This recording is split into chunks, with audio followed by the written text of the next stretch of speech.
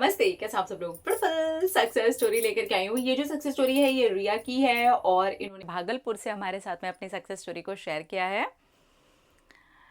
Hello Anil ji, मेरा नाम रिया है। मैं भागलपुर से हूँ। अपनी सक्सेस स्टोरी शेयर करना चाहती हूँ शांभवी दीदी के साथ। आप शांभवी दीदी तक ये ज़रूर शेयर कर देना। हेलो शांभवी दीदी, मेरा नाम रिया है। मैं भागलपुर से हूँ और आपके साथ अपनी सक्सेस स्टोरी शेयर करके बहुत ज़्यादा एक्साइटेड फील कर रही हूँ।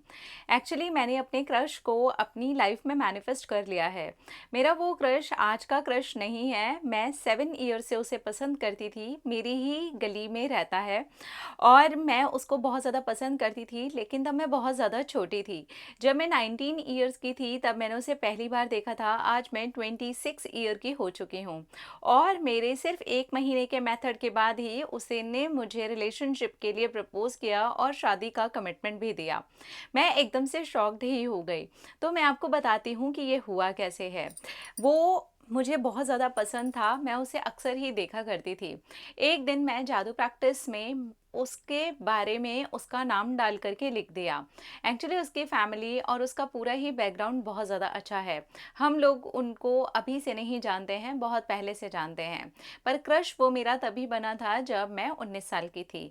पर क्योंकि स्टडी और आगे जॉब और बहुत सारे करियर में चीज़ें करनी थी, तो क्रश तो था, पर ऐसा नहीं था कि मुझे रिलेशनशिप में जाना ही जाना है और मैं इस चीज़ के लिए पागल हो गई हूँ। पर जैसे ही अभी मेरे घर में शादी की बात छिड़ने लगी, मेरी जॉब भी लग चुकी है, तो फिर ये मैटर थोड़ा-सा सीरियस हो गया। ऐसे ही मन में आया कि मैं जादू प्रैक्टिस तो कर ही रही हूँ, क्यों ना उसका नाम डाल दूँ, कि उसने मुझे रिलेशनशिप के लिए प्रपोज़ किया है और शादी के लिए भी बोल रहा है। बस मैंने इतना ही किया और उसके बाद में मैं आगे बढ़ गई। मेरी ये फर्स्ट टाइम की जादू प्रैक्टिस है शांभवी दीदी। जब मैंने डाला था तो उसने रिलेशनशिप के लिए ही मुझे प्रपोज़ किया था और अभी दूसरी जादू प्रैक्टिस में मैंने उसे डाला है, 15 दिन भी नहीं हुए हैं कि उसने मुझे शादी के लिए भी प्रपोज कर दिया है। मैंने बस इतना ही लिखा था और लिख करके मैं जादू प्रैक्टिस को कंटिन्यू करते चली गई। एक दिन उसने मुझे कॉल किया। मैं एकदम से शॉक्ड हो गई, क्योंकि ना तो मेरा नंबर उसके पास था, ना उसका नंबर मेरे पास था। उसने मेरी एक दोस्त से नंबर लिया और बोला कि मैं अक्सर तुम्हें देखा करता हूँ। अभी मुझसे रहा नहीं गया, मैं तुमसे ये कहना चाहता हूँ कि मैं तुम्हें बहुत पसंद करता हूँ। आगे फ्यूचर भी मैं तुम्हारे साथ देखता हूँ। क्या तुमको ऐसा लगता है कि हमें आगे बढ़ना चाहिए? एक्चुअली वो मुझे प्रपोज़ कर रहा था। फिर हम मिलने के लिए गए, हम चाय पीने के लिए एक टपरी पर गए थे और वहाँ पर उसने मुझे डायरेक्टली रिलेशनशिप के लिए प्रपोज़ ही कर दिया। उसने सीधा बोला, मैं तुमसे प्यार करता हूँ, तुम्हें बहुत ज़्यादा पसंद करता हूँ और फ्यूचर तुम्हारे साथ देखता हूँ। अगर तुमको ठीक लगे तो तुम यहीं पर हाँ कर सकती हो या फिर बिना बोले यहाँ से जा सकती हो। मैंने उसे वहीं पर हाँ कर दिया और मैंने उसको बोला कि मैं भी तुम्हें लाइक करती हूँ। बस वहीं से हमारे रिलेशनशिप की शुरुआत हो गई। इसके बाद फिर से, क्योंकि मेरी जादू प्रैक्टिस ख़त्म हो चुकी थी और तब तक ही मुझे रिलेशनशिप का प्रपोज़ल अपने क्रश से आ चुका था। फिर मैंने सेकंड टाइम जादू प्रैक्टिस में डाला कि उसने मुझे मैरिज के लिए प्रपोज़ किया है एंड वही हुआ। 15 दिन ही हुए थे, वहाँ से आगे बढ़ कर के मैं जादू प्रैक्टिस ही कंटिन्यू कर रही थी और मेरे दिमाग से निकल चुका था, क्योंकि हम दोनों के रिलेशनशिप को लेकर के तो वैसे ही बहुत अच्छी बातें होती थी। पर शादी के प्रपोज़ल के लिए मैं भूल गई थी कि मैं ये लिख करके छोड़ चुकी हूँ।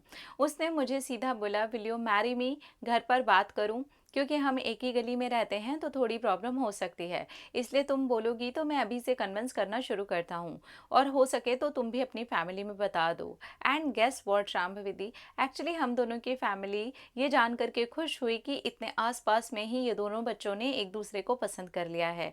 अभी हम दोनों की शादी की बात हम दोनों के एक दूसरे के घर में चलने शुरू हो चुकी है।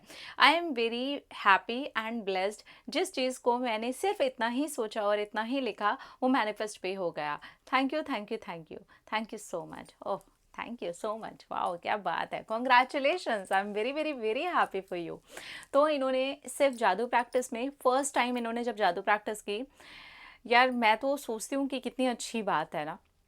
बहुत सारे लोग तो सिर्फ एक बार भी कंप्लीट जादू प्रैक्टिस नहीं कर पाते, पर बहुत सारे ऐसे भी लोग हैं जो पूरी डेडिकेशन के साथ बार बार जादू प्रैक्टिस करते हैं। जादू प्रैक्टिस की सबसे ज़्यादा ख़ासियत और अच्छी बात ये है कि वो आपको बहुत आसानी से डिटैच करवा देती है। आप एक के बाद दूसरी, दूसरे के बाद तीसरी, तीसरी के बाद चौथी ऐसे करके प्रैक्टिस में जंप करते जाते हो। तो आप जल्दी डिटैच हो जाते हो, इसलिए आपका जल्दी मैनिफेस्ट भी हो जाता है। तो इनके साथ भी वही हुआ, इन्होंने अपने क्रश को मैनिफेस्ट कर लिया, जिसको कभी बोला नहीं था, जिसको सिर्फ़ दूर से देखा था, लेकिन ये इतनी यंग एज में रिलेशनशिप में नहीं जाना चाह रहे थे, तो उस टॉपिक पर इन्होंने ज़्यादा ध्यान भी नहीं दिया। और देखो कितना आसानी से हुआ है, आप देख रहे हो कितना ज़्यादा आसानी से हुआ है। Wow dear, I am very very very happy for you. क्योंकि अब जो एज आ गई जहाँ पर भाई जॉब भी लग चुकी है, करियर भी बन चुका है, अब फैमिली देखना स्टार्ट कर चुकी है रिश्ते, तब मैनिफेस्ट हो गया क्रश।